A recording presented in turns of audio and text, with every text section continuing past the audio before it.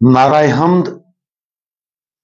तुम नेकी की तलाश करो ना कि बदी की, ताकि तुम जिंदा रहो, और कि खुदामंद रब्बुल फाज सचमुच तुम्हारे साथ है। आज हम मुकद्दस मत्ती की अंजील उसका 5वां बाब और उसकी आयात 25 और 26 पर ध्यानो ज्ञान करेंगे। और आज हम मुआफी से बढ़कर इसके बारे में सुनेंगे। जब तक कि तू अपने मुद्दई के साथ राह में है, जल्द उससे मेल कर, ता ना हो कि मुद्दई तुझे मुनसफ के हवाले करे और मुनसफ तुझे प्यादे के स्पुर्द करे और तू कैद खाने में डाला जाए। मैं तुझसे सच कहता हूं कि जब तक तू कोड़ी कोड़ी अदा ना करेगा, वहां से हरगिज ना छूटेगा। क्या खुदावंद यीशु मसीह यहां फौजदारी या दीवानी केस के बारे में कानूनी मशवरा दे रहे थे, और ये कि मुकदमा चलाने से कैसे बचें? यकीनी तौर पर नहीं।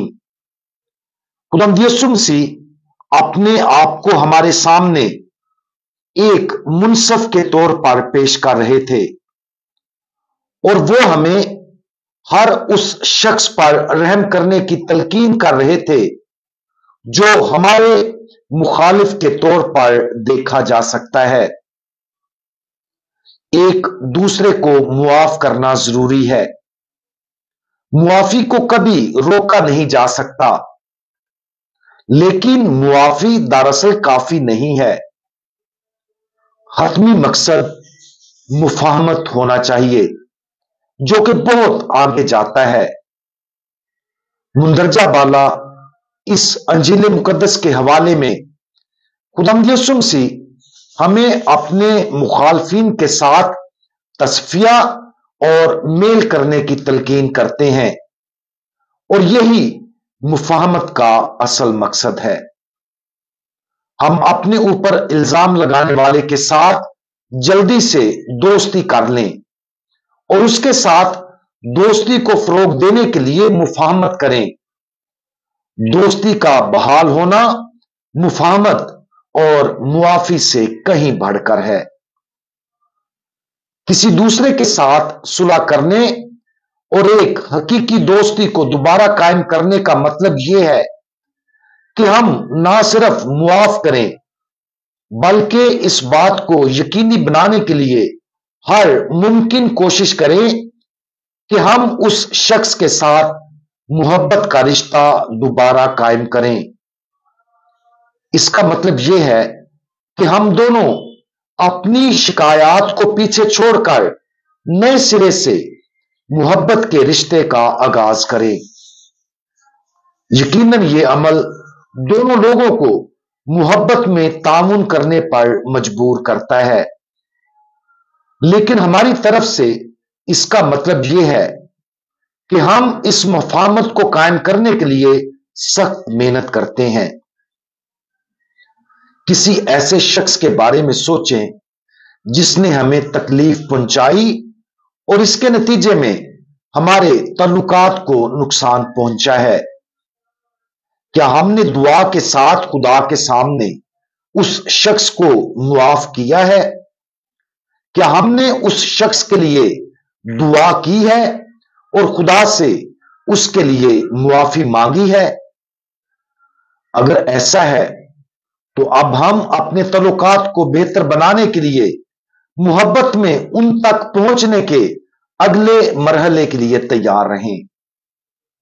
इसमें बड़ी आजिज़ी की जरूरत है, खासतौर पर अगर दूसरा शख्स हमारे लिए तकलीफ का बायस हो और अगर उसने हमें दुख पहुंचाने पर हमारे साथ अफसोस और मुआफी ना मांगी हो। लेकिन हम उनके ऐसा करने का इंतजार ना करें।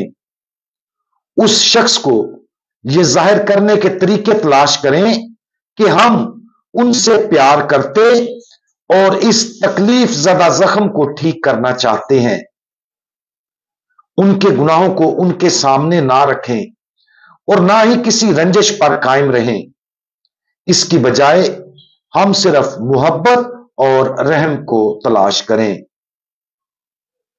खुदावंद यीशु मसीह ने इस नसीहत को बहुत सख्त अल्फाज के साथ खत्म किया है।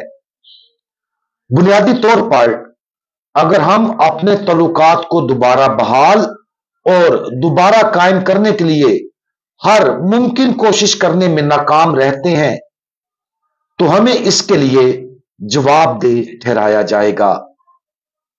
अगरचे यह पहली नजर में गैर मुनसफाना लग सकता है, लेकिन ऐसा नहीं है, क्योंकि खुदावंद यीशु उस रहमत की गहराई को हमें हर रोज पेश करते हैं।